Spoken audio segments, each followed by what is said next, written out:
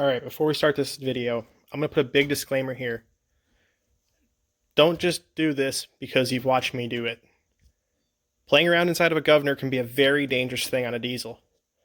Unless you have a ton of confidence in what you're doing, do not start messing around with this. There's a great video from Power Driven where they show you how to install these springs with the pump removed from the truck. Watch that one first, get an idea. This one, I'm only trying to show you that there's a few things you need to work around when you're doing them in the truck. But I cannot stress this enough. Try this at your own risk if you're going to do it. I am in no way saying that anyone should be doing this. You need to be very careful because this is what limits the RPM on this engine. This is your fail-safe. If you mess something up in this process or do something out of the instructions, you could end up buying an engine, so be very careful. That being said, we're going to put governor springs in this thing. Next up here, we're going to start working on governor springs. So we're going to take the fuel shutoff off the side right here. There are two 8mm that hold it down. It's a little bit hard to see what we're doing back here, but these really aren't too bad to do. Again, just like when we were doing delivery valves though, you gotta be careful. Governor is not something to play around with if you're not familiar with how it works, you don't know what you're doing, and you're not hopefully careful. If we mess something up here, we can have a really big problem.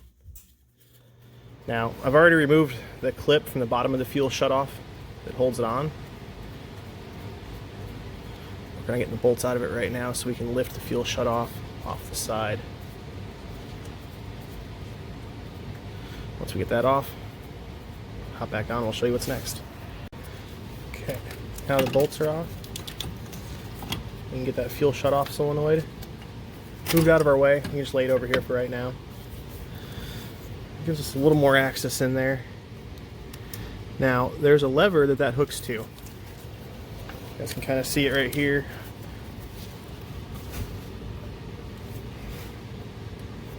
Let's see if I can get it so you guys can see the harness in the way.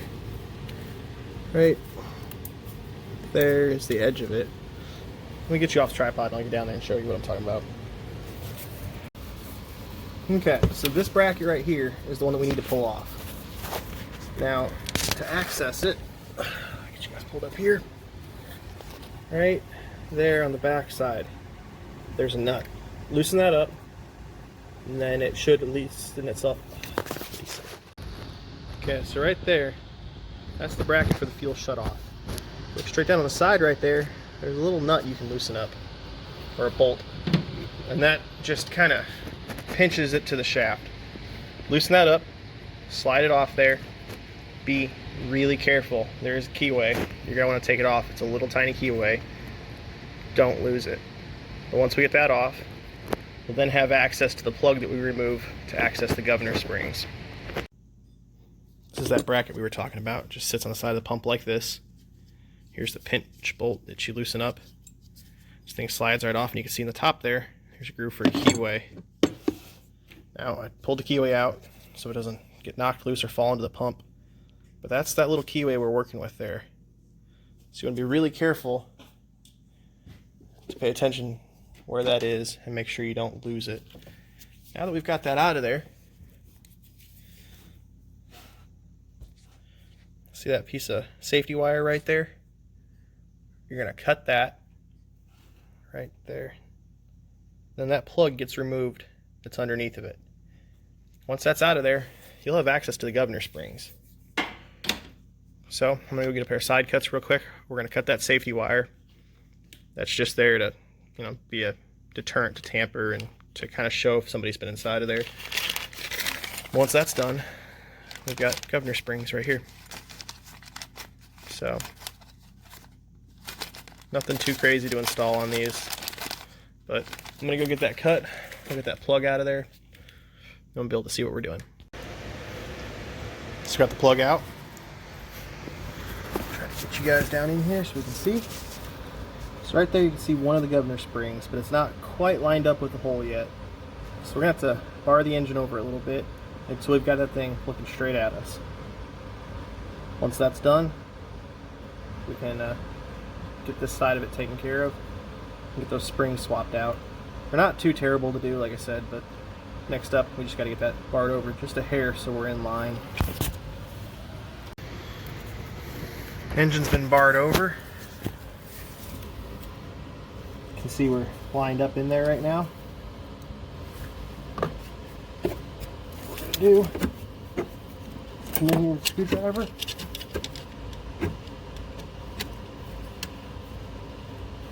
And go ahead and loosen this off. Now we're going to start with a screwdriver until it gets kind of loose. And then we're going to come in with a magnet and use a magnet to get it out the rest of the way because we don't want to drop it.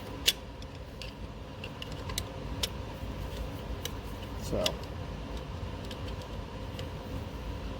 starting to move pretty easy right there. We'll get the magnet and we'll get it out the rest of the way.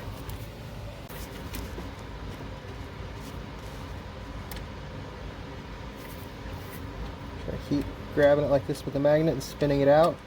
You don't want to drop anything down inside this injection pump, so better off just taking your time. I'm going to go ahead and shut the camera off though because I can't really show what I'm doing too good trying to spin this out of there, holding the camera down here.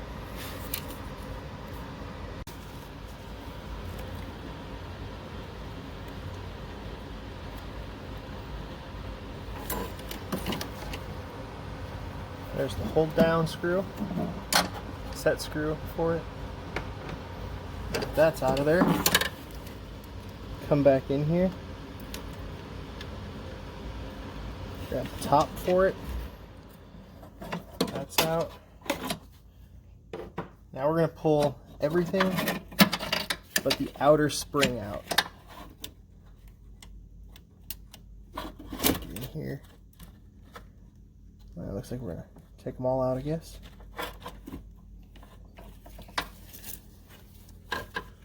We are going to be reusing the outer spring. If they all are going to come out, we'll just take them out.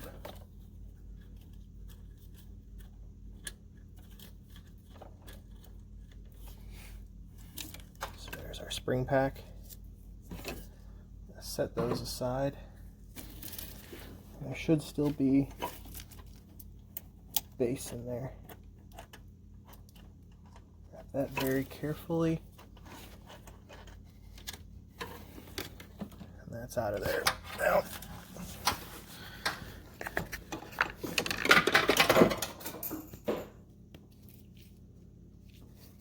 need to get my light and make sure there aren't any shims left in there. I don't see any on here, so we're going to have to go inside and check now. So here's our factory spring pack. Here's the new base.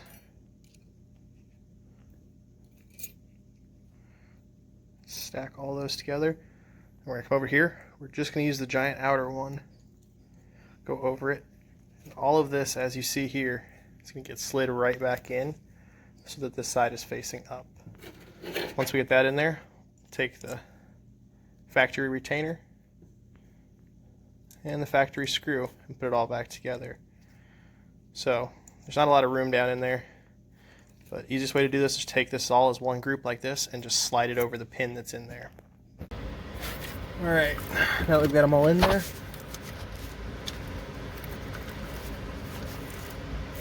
got the retainer slid on, then I'm going to grab my magnet, start threading that screw or the nut back in place over them. Alright, that's spun it on. It's at its first click.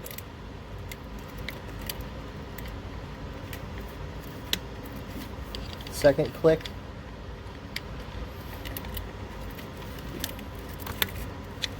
Right there. Should be your third click. I got a little far. Seated. And that should be it. 3 clicks in. That should be all the tension it needs to hold it and to not come back out of there. So now what we're going to want to do, spin the engine over again until we see the next set of springs, and we'll install the other half of the governor spring kit.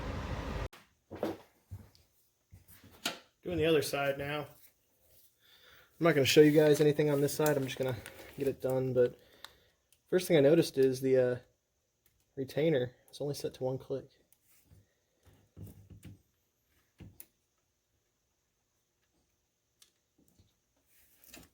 There's the retainer. Or the screw for it. There's the top.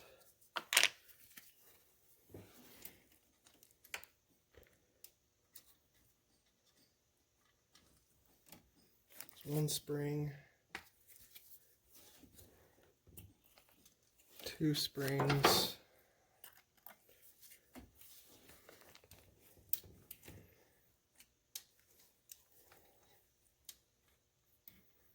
maybe I just pull the outer spring out too, we'll get it out of our way. It's the outer one.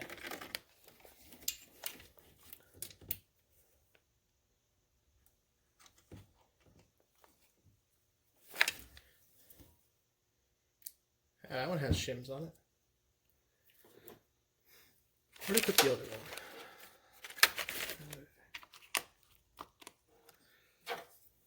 one? Alright. Oh well. I don't remember where I sat the other one right this second. Oh. It's right there. Yeah, that one had no shims, but this one does. So, showing you when I'm talking about the shims on them. This had a stack of them. The one that came out of the other side, because this is all the other springs, does not.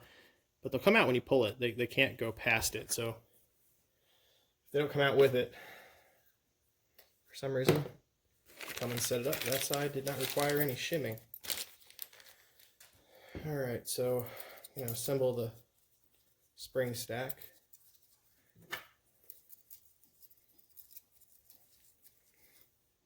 There we go. There's our completed spring stack.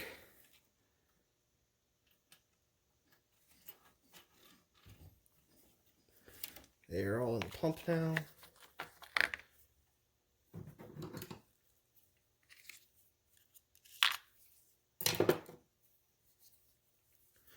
Retainer.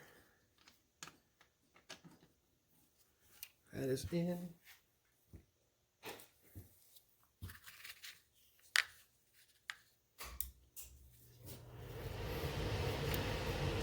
And the nut.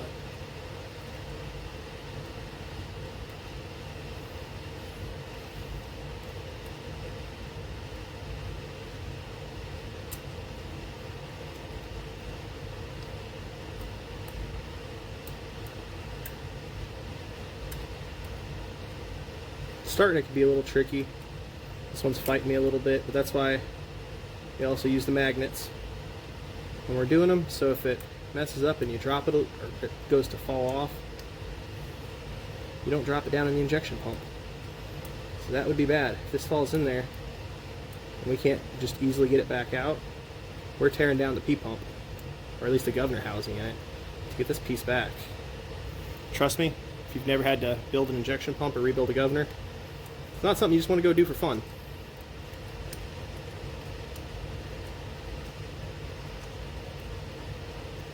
Alright, now it's going.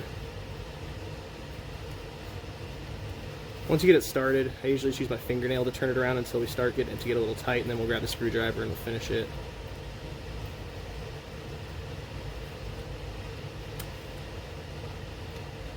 There we go. Click once.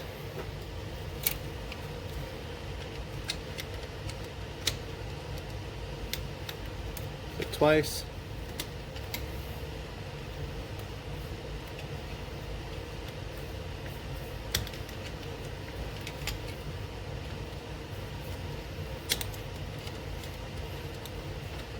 Clicked 3 times. That's about it. Now we just need to reassemble everything we took apart. So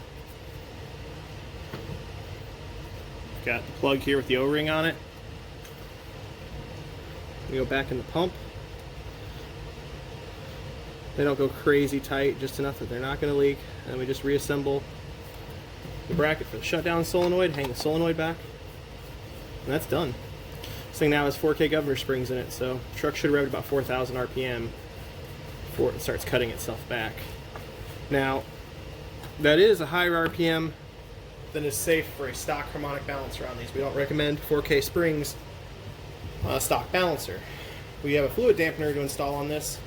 And that'll probably be the next video. We're going to go ahead and get that balancer put on there so that we're safe to go with higher RPMs.